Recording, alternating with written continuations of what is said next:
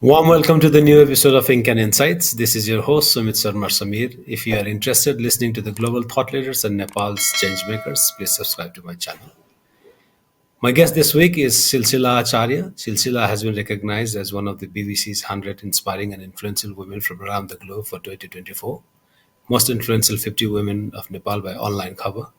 COAS Award, the highest award given to civilians by the Chief of Nepal Army for her contribution towards the mountain cleanup campaign. Conservation Awards 2018 by WWF Nepal for her work on fighting plastic pollution and promising Young Social Entrepreneur in 2015 by the Global Good Fund. In today's program, we'll delve into her life and work. Silsila, welcome to Ink and Insights with Sumit Sarma Samir, and thank you so much for your time. Thank you so much, Samirji, for having me. Silsila, you have been recognized recently as BBC 100 Inspiring and Influential Women from Around the World in 2024, and you share the platform with the likes of astronaut Sunita Williams, Nobel Peace Prize laureate Nadia Murad, visual artist Tracy Emin, and writer Christina Rivera Garja. How do you feel about this recognition? Yeah, I feel like first and foremost, this is a recognition of Nepal.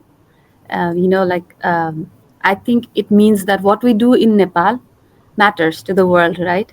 If we do good here, it is recognized by the world. If we don't do good here, it affects the world. So the world is watching. First that, and second, I also feel like this is a recognition of the issues, the global climate and sustainability issues that our generation has been fighting for around the world, and that I was fortunate to lead here in Nepal, and I think that second is a recognition of that issue, that it is the most, persistent issue of our generation, right? That, and thirdly, to be featured among these inspirational women who I myself admire, and I keep saying that if you just focus on the work and keep on doing your work and solving problems, like recognition will follow. That's what I keep saying all the time, and I think it's also a validation of that. Yeah. Right, right. So, how did it all started, Silsila? When did you decide that you would be, working for the climate and investing Mhm. your time and energy on that? Yeah, so in terms of timeline, it started in 2004, when that was actually my gap year I took to prepare for MBBS, medical studies and all. So at the time, till the time, that was the only thing I had in my mind, including my Okay. family.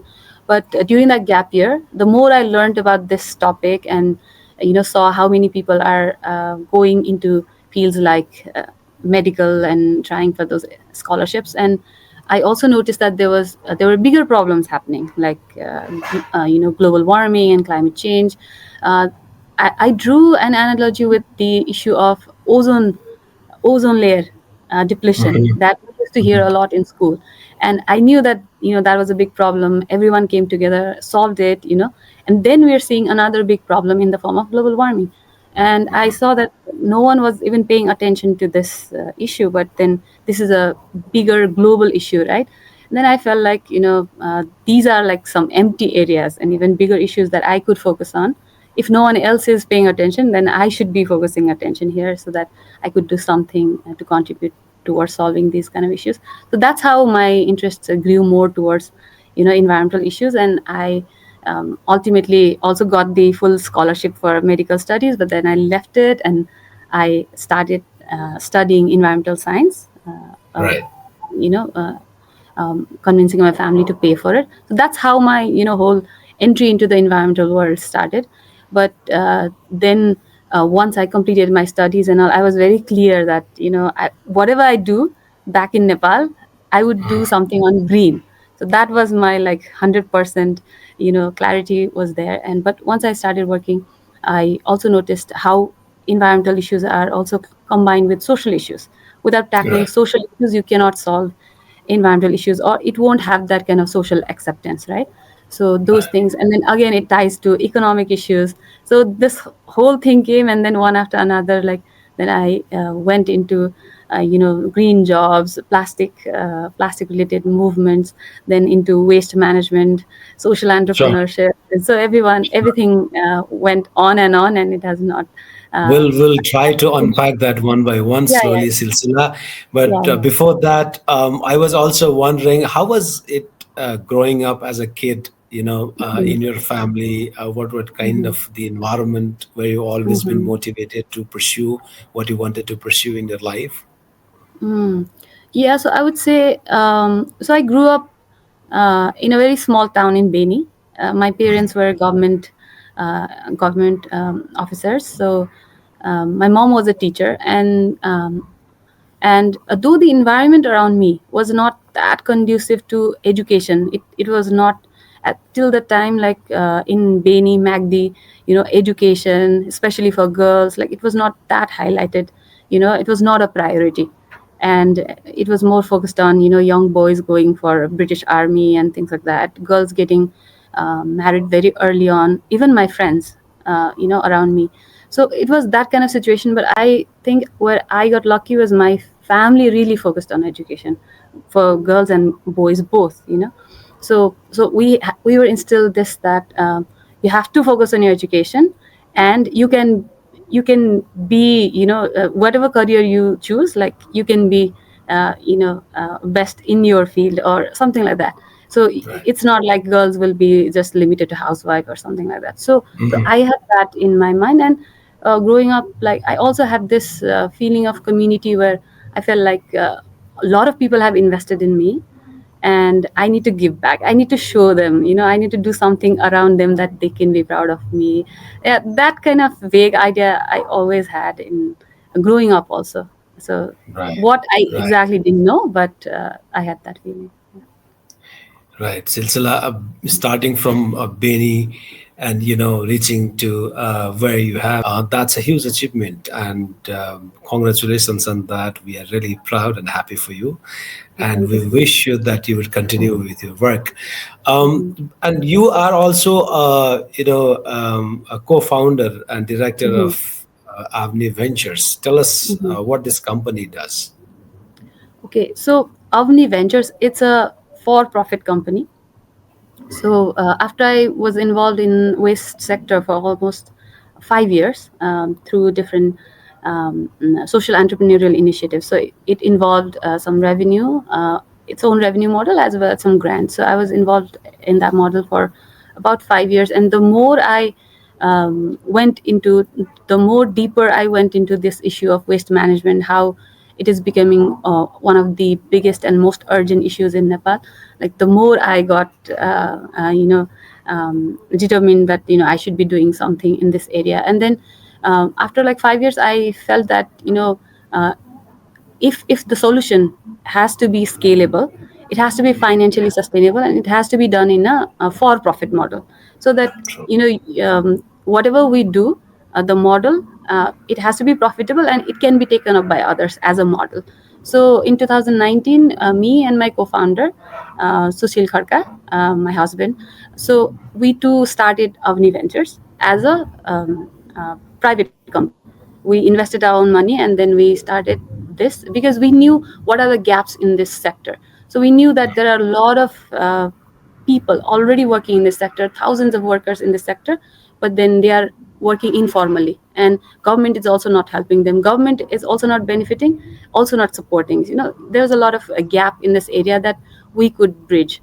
And so we started a model where we could work in a decentralized manner, with working with a lot of entrepreneurs around Nepal, and we could support them in through working capital, technical support, and market connection. So we could help them do that work better and in a formal way, and also benefit the workers. So we created that network of plastic and waste recycling all across Nepal, and through that we work. And our main goal through Avni Ventures is to make green and circular economy a reality in Nepal. So that's how we frame our vision. Okay. So tell us about, No Thanks, I Carry My Own Bag campaign in 2014. I think that Mhm. was the campaign that you led, initiated. Mhm. What was this campaign all about? Yeah. So in 2013, actually, before that campaign, I started Hamri Bahini. So the whole idea was to first give alternative to plastics. because Right. people had forgotten the alternative of plastic bags. And then how do we create an alternative of plastic bags so that customers can know, that the alternative exists and we actually forgot about it, right? And then how can we also create green jobs for women who are actually looking for jobs, and in the search of jobs they are going abroad and facing different difficult situations. So that was the whole idea with Hamri Baini, with which Hamri Baini started, and we partnered with all these supermarkets and introduced them. And that was a big success in terms of like introducing the bags and everything. But what we quickly realized is they were buying the bags, but they were not using the bags. They were not changing their Okay. behavior. So that Right. was the challenge. Like, how do we make them carry their bag? That's Okay. how the campaign came about. Like, then the slogan itself became like, "No thanks, I carry my own bag." We wanted every customer to say that, and to do that, we while we were working with the supermarkets to on the alternatives, then we also started a campaign to bring policy to ban the plastic bags. So Right. that way Right. we So, could do both ways. Yeah. okay. So, is that the Hamri Bahini project that you initiated is also related with this campaign? Tell us something about the Hamri Bahini. Yeah, Hamri Baini was itself a social enterprise idea that focused on women empowerment. So it combined environmental problems and social problems like lack of jobs for women, especially uneducated women, and all the different environmental problems which needed hands to work on it, right? So when we combined these two problems together, they became a solution to create green jobs for women. So that was in itself uh, one initiative through which we also solved like created a lot of green products and services. So that was one angle to that. We went on creating green jobs, but then through that to solve that policy problem came the campaign, "No thanks, I carry my own bag." And there we actually declared the date. We Okay. in Nepali we had this slogan, "71सम्म घटाऊ, plastic झोलालाई 71सम्म घटाऊ, 72देखि हटाऊ." So 2072 first Baisakh. So that was a date we declared that from that day on we'll get policy to ban it. So that was kind of a very bold move at that time, just to even declare the date. But it ultimately also happened on the same date. We were able to bring policy from that date only. So yeah, that's how the No Thanks Right. campaign. Right. Silsila, these days I see lot many, big malls. I mean, they don't use plastic bag as such. But in our day-to-day habits, I remember when I go to buy some vegetables, we tend to be given plastics, and then we tend to easily take that. How difficult or easy to sort of do away with that habit in our day-to-day life? What should we do about it? How should we take it forward? Because plastics is one of the important, very pervasive problem that we are facing, isn't it? Yeah, actually, breaking the single use plastic or the plastic shopping habit is actually quite easy. It's the easiest compared to all other plastics, like Right. avoiding plastic packaging in products or delivery. That is the more tricky part, right? The system supplies you with that, and as an individual, you don't have much option there. But in terms of shopping bags, we ourselves have demonstrated this. Thousands of volunteers who participated in the campaign, we signed a pledge saying that from this day on, we will never use a plastic bag again. So we actually made that public commitment, and we have been continuing since. That was in 2013. It's been 11 years since. So it's possible. We just have to be a little bit aware. First, we have to know that it's not good, right? We just use it for 5 to 10 minutes, and after 5 to 10 minutes we just throw it, and then it will remain in the environment for another 500 to 1000 years. Yeah. And and then if we are a little bit conscious, if we just plan, then I also suggest this in terms of spending less or buying less. Also, a good habit is to make a list. Make a little bit of planning. Then you can always have your list, what you really need, and then a bag.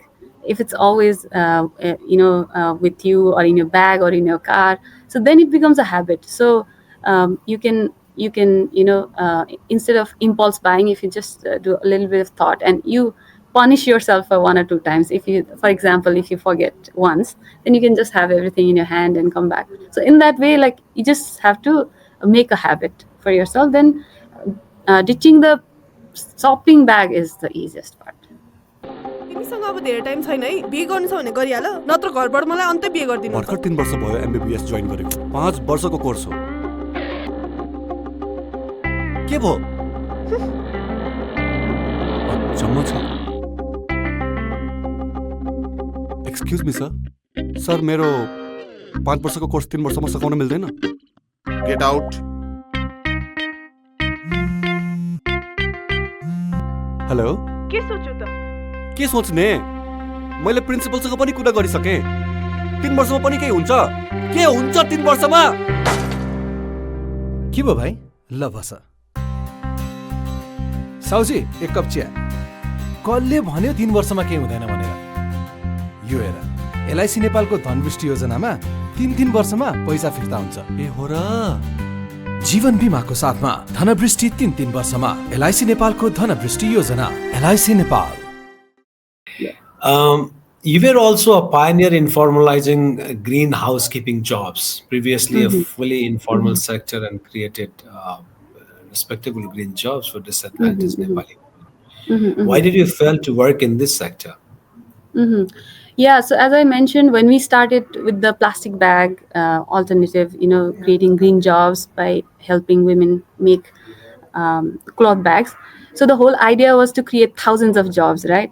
And then we started working with the supermarkets. They needed thousands of bags. So the whole idea was that it would create thousands of jobs. But then in the beginning, they were the women, like they were learning, so they could make few bags. But within a month or so, like one was making 100, 150 bags a day. Quickly we realized that even if we are supplying to all of the supermarkets, we cannot create more than 80, 100 jobs through bags alone. Then what do we do about the rest? How do we create more jobs? So then we had other multiple ideas, like making gardens or running cycle stands, a lot of those ideas. And another one was also this green housekeeping, because as you just mentioned, using a lot of plastic, a lot of chemicals at house, using a lot of water, using a lot of electricity, those kind of things are done at the household level, right? So if whoever is managing that house is aware of those things, they can also make a lot of difference to this everyday activities. So then that's how the idea came. Like on the one hand, women need a lot of jobs, and right now they were just going informally with the employers, and they were not having any protection, or it was not formal, no contracts. They didn't have much say there. And then on the other hand, people also needed help, but they didn't know where to look for. And us being as an intermediary, there was a role to play to train these women in green housekeeping work, and then send them as a household help. So that way we could also solve these two problems, but we also push green green issues in there, like environmental issues. So that way, like we were able to formalize previously untouched and very informal area, and introduce a lot of benefits to the women, like contracts, paid leaves, festival leaves, and bonuses, yearly increments, and insurance, a lot of those benefits to the women. And we were able to create, we ran that for 7-8 years, and we were able to create jobs for almost 1,200 to 1,300 women in that, and created a whole new demand for this kind of services, and other companies also came up. And I felt quite happy when I think of this work that we did. It is pretty much in practice these days. I mean, you were the one who started it, the whole concept, isn't it? It's a wonderful thing. How important do you think is policy intervention in combating environmental issues? And what changes would you advocate for at national and international level? Yeah, I think like while the ground level initiatives are very important, right? Because those are the things when we do on a day-to-day basis, an individual and organization, any initiative can, over a long period of time, can make a huge difference. And if we follow certain practices like environment-friendly practices, all of the individuals practice that, then collectively you can make a huge difference, right? But the problem there is like, it takes a lot of time to educate every single person, one at a time. So we also, because we we started No Thanks campaign because we also quickly realized some people are going to do it voluntarily, but what about those who are not going to change voluntarily or are going to take a long time to understand that? So those things have to come from policy. So I believe we can show examples, we can show models at a smaller scale, but like those examples and learnings have to be adapted to policy so that we can implement it at a national level very quickly, and Right. those practitioners who are working at the ground level are the best people to advocate for these policies because they know what's the problem at the ground, right? So that has been my model. Like I try to work at the ground all the time and try to derive insights from that which could be used at a national policy level, right? So Right. at this point, if we are talking about policy, there are certain policies that are there but need to be implemented ASAP, and nothing is stopping us from implementing that other than political will. So Right. one is waste segregation at household level. We have a law, we have to implement that. Second, the single-use plastic ban is there. We have to implement that. Third, waste burning. Open burning of plastics is a crime, and Yeah. it's not implemented. So those are the things that we can just implement right away, right? So those, and then the next thing is to solve the waste problem in Nepal. Um, i i'm pushing for policies that would actually tax the landfilling activity and give incentives for the recycling activities, and right now it's just the opposite. There is no support for the waste entrepreneurs. There is no tax incentive, no government support, nothing for the entrepreneurs. But then there is a and also there is a big support for landfilling activities. Government actually encourages that.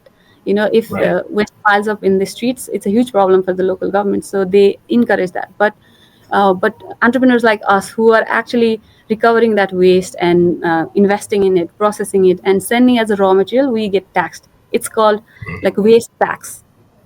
We get taxed per kg, for the waste that we actually stop from going to the landfills, and that is Right. very unfair, and that is stopping a lot of this kind of work. So that is one big thing that would make a huge difference all over Nepal. And a third and another also very big issue is policy on the mountains. Right now, we are allowing a lot of human activity. Unregulated human activity in the mountains, and those are our Right. water sources, and we are polluting the very source of our life, throwing so much plastic and food waste and dead bodies. So the Himalayas are already suffering from the impacts of climate change, and if we continue with this kind of pollution unchecked, then it is going to create havoc in the future. So how do we limit the number of climbers? How do we make mountain tourism more sustainable? And how do we regulate that as a Right. country so that it creates benefits, it creates green jobs, but it doesn't create all the environmental impacts that we are seeing right now. So that those are the like three: one on plastic, one on solid waste, one on mountain. That these are the Okay. three big policies I'm working on.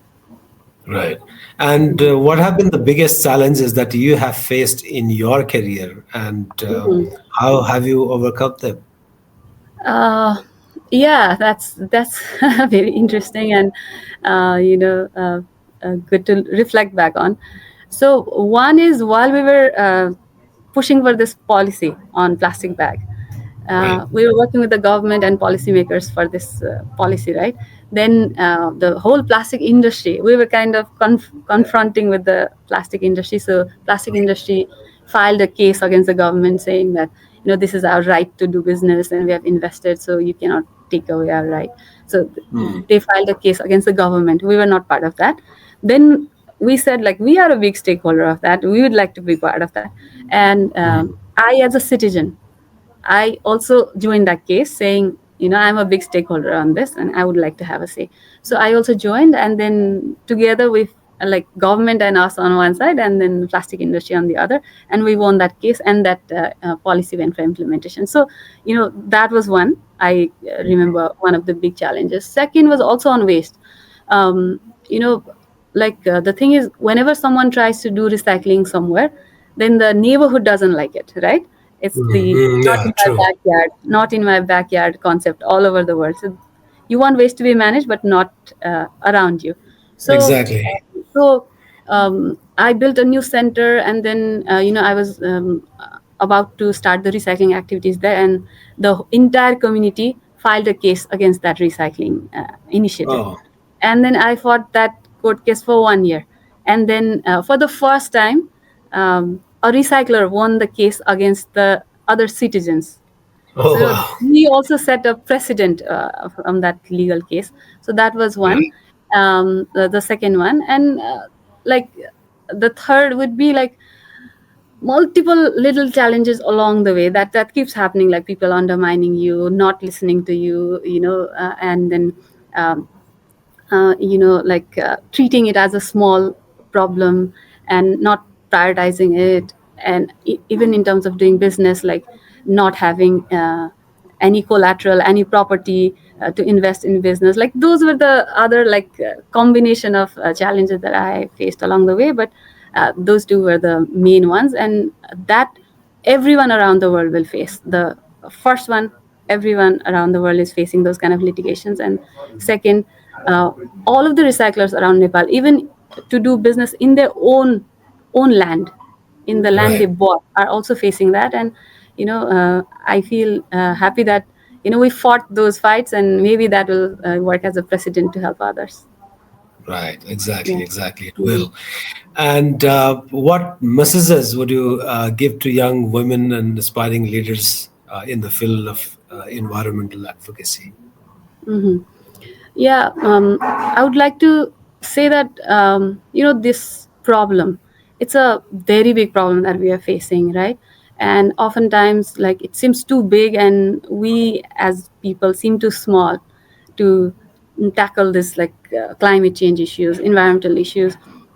But these are one of the biggest problems of our generation that we could work on, right? So if we just think about the problem, then we will feel paralyzed and we'll lose hope.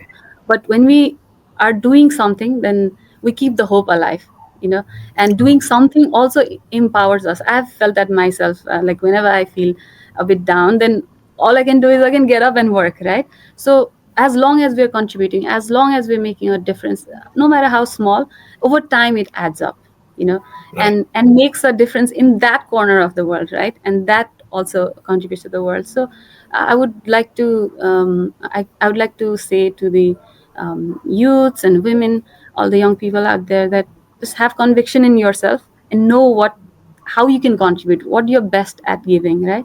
And just focus on that. And if you just keep at the problem and focus on the solutions and focus on what you can give, other things like monetary reward, recognition, and things will follow. But you have to know where you can contribute the best. Thank you. Thank you, Silsila. On that note, I'd like to end our today's program. And I really would like to applaud your work. You are doing amazing job despite difficulties in society. Keep leading us, keep inspiring us, and thank you once again for your time. Thank you so much for having me. It was really a pleasure talking to you. Thank you so much.